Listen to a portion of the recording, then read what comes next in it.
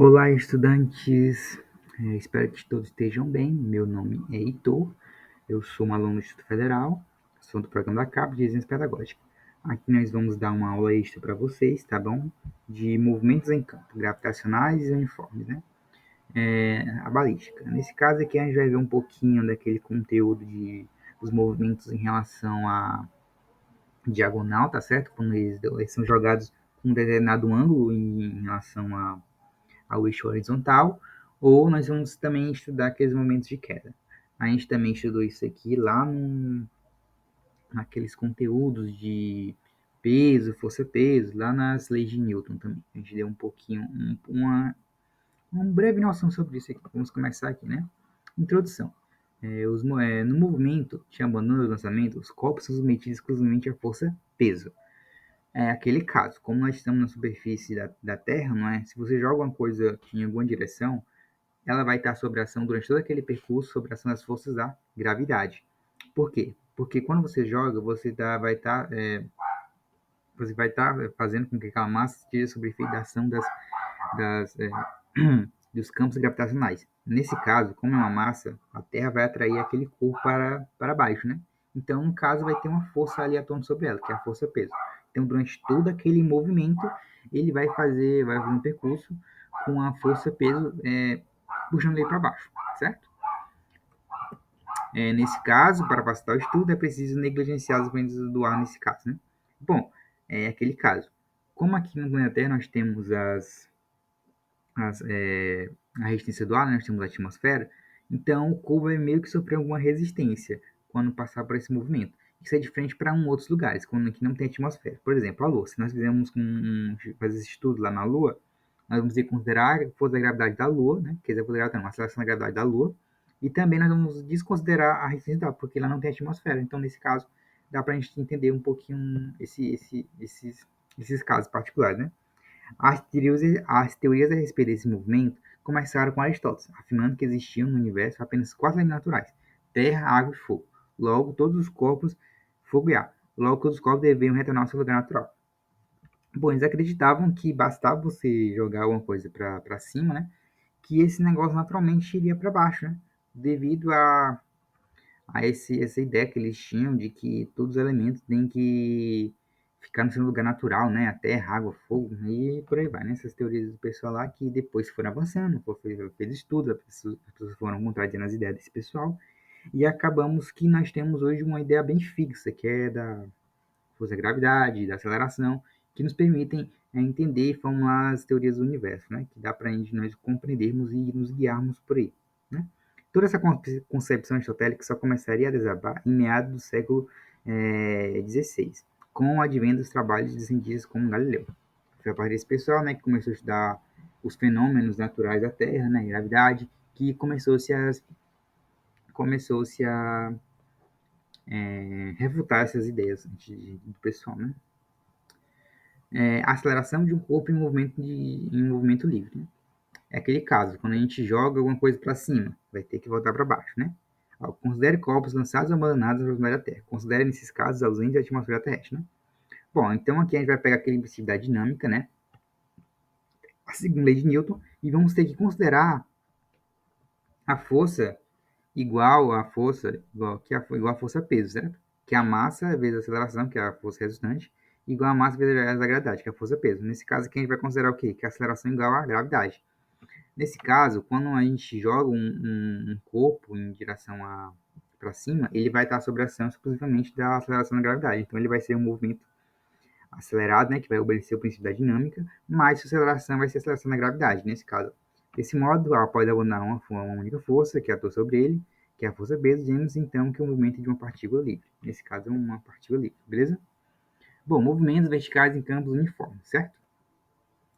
Aqui nós vamos entender um pouquinho sobre a ideia de que você vai ter que considerar o eixo, né, que vai ser considerar o percurso, no caso, né, a trajetória da partícula.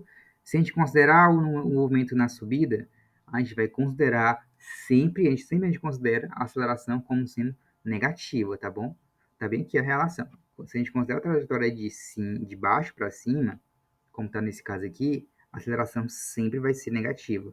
Por quê? Porque, nesse caso, a gente vai ter que obedecer uma trajetória, certo? Se nós estamos em uma trajetória, nós vamos percorrer percursos iguais, tempos iguais e tal, tal, tal. E na volta do mesmo jeito. Então, não vai mudar a aceleração da gravidade, vai ser sempre a mesma, porque é um movimento acelerado, nesse caso, né?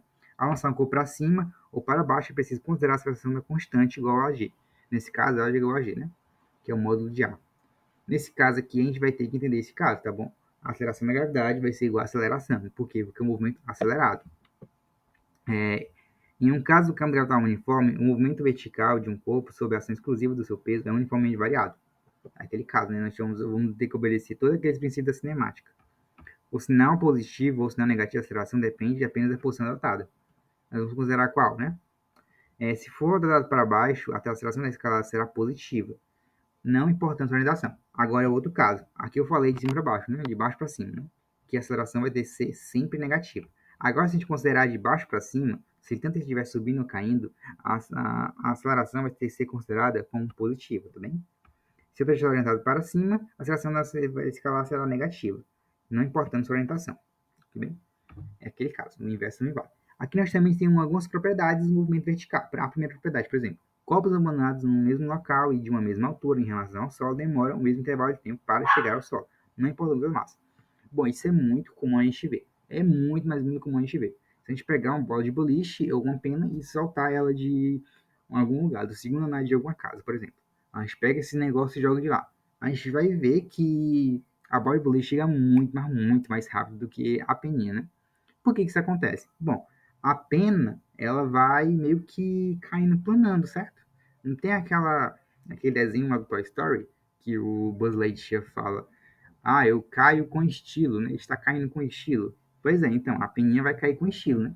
Por quê? Porque a gente está vendo que a superfície da pena, ela é que toda meio que plana, né? Meio, mais ou menos plana, né? E cheio de rebarbas lá com aqueles fiapinhos, né? Então, no caso aqui, ele vai meio que caindo, deslizando, certo? Isso é que faz com que as asas consigam voar, porque ela vai meio que movimentar o ar ao redor delas, fazendo com que eles consigam se movimentar. Então, essa aqui é essa propriedade. Por isso que a gente consegue ver a bola de boliche caindo mais rápido do que a pena. Mas se a gente tivesse um outro caso, que seria em lugares laboratórios, onde a gravidade seria igual a zero, e quiser gravidade igual a zero, olha só a bobeira que eu tô falando. Mas se, no caso, o vácuo for, tipo assim, não tiver nenhuma resistência do ar, a resistência do ar fosse nula, e a gente jogasse a bola de boliche apenas, nós iríamos ver que eles cairiam no mesmo tempo, não importando nada, né? Porque, como a gente viu, o ar ajuda a planar. A segunda propriedade é quando um corpo oscila verticalmente para cima, ele passa por um ponto qualquer da trajetória. Na subida, tem o mesmo modo da velocidade que ele passa no mesmo ponto na descida. É aquele caso, você joga o movimento para cima, ele vai cair. Chegando naquela mesma posição, ele vai ter a mesma velocidade que você jogasse ele. Ou seja, aquela posição que vai ser 1000 Newton. Por exemplo, esse martelo, se ele jogasse para baixo, ele cairia bem aqui, né? Bem aqui nessa posição, ele teria uma velocidade. Se alguém jogasse, se ele tivesse bem que uma catapulta, por exemplo, que lançasse de novo o martelo com a mesma velocidade que ele jogou aqui, que você jogou dele, bem aqui nesse mesmo ponto, ele vai ter a mesma velocidade com que ele foi jogado. Essa que é a ideia, tá bom? Ou mesmo se você pega esse negócio, joga para cima, certo? Você pega esse martelo e joga para cima, ele vai parar aqui, né? Quando ele chegar no mesmo ponto que quando ele for jogado, ele vai ter a mesma velocidade com que ele está caindo, certo? Só isso mesmo que ele está querendo dizer aqui. A propriedade 3, o intervalo de tempo decorrido entre as passagens de dois pontos, A e B, da trajetória é o mesmo na subida e na descida. Bom, se você joga um negócio para cima, ele vai ter o mesmo tempo descendo, tá bom? Você joga para cima, ele vai com o tempo, quando ele desce, ele vai descer com o mesmo tempo, tá bom? É essa mesma ideia. Ó, na Lua, as quedas são realmente livres, pois ela não há atmosfera. Naquele caso, tá? Falando daquele experimento da pena da bola de boliche. Assim, um martelo e uma pena são abandonados simultaneamente na mesma altura, caem com as mesmas acelerações e chegam ao solo no mesmo instante, e com a mesma velocidade final, não representando limitação. No caso, ele usou o martelo aqui para representar com a mesma, né? Com a pena, né? Bom, aqui a gente vai ver os movimentos parabólicos, tá certo? Nas proximidades da Terra. Um movimento bem claro aqui são os movimentos em relação às explosões vulcânicas, né? As erupções vulcânicas, que a gente vai ver que vai movimentos oblíquos, olha só, sempre são parábolas, ó, tá vendo? Várias parábolas.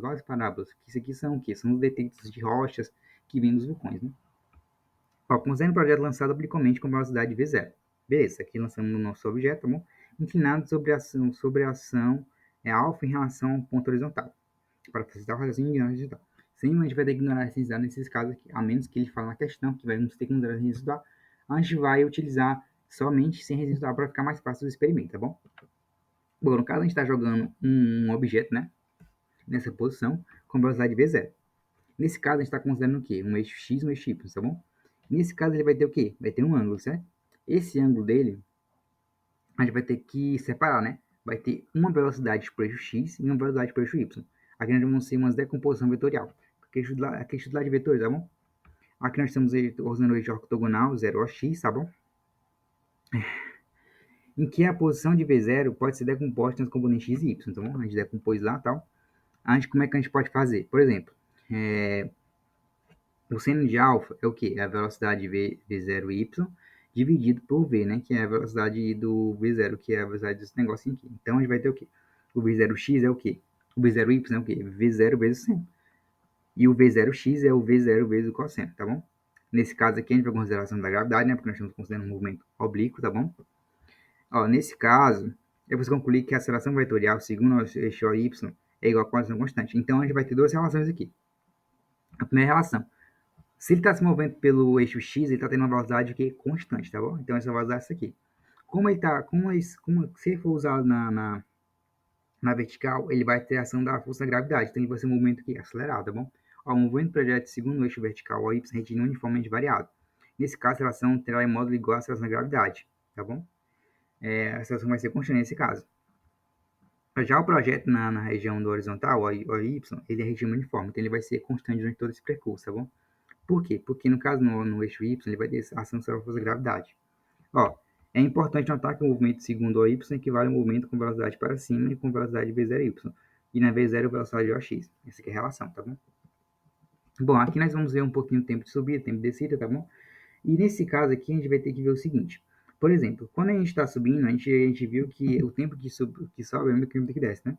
Então, a gente vai ter que considerar o quê? Ó, tempo de subida e tempo de descida.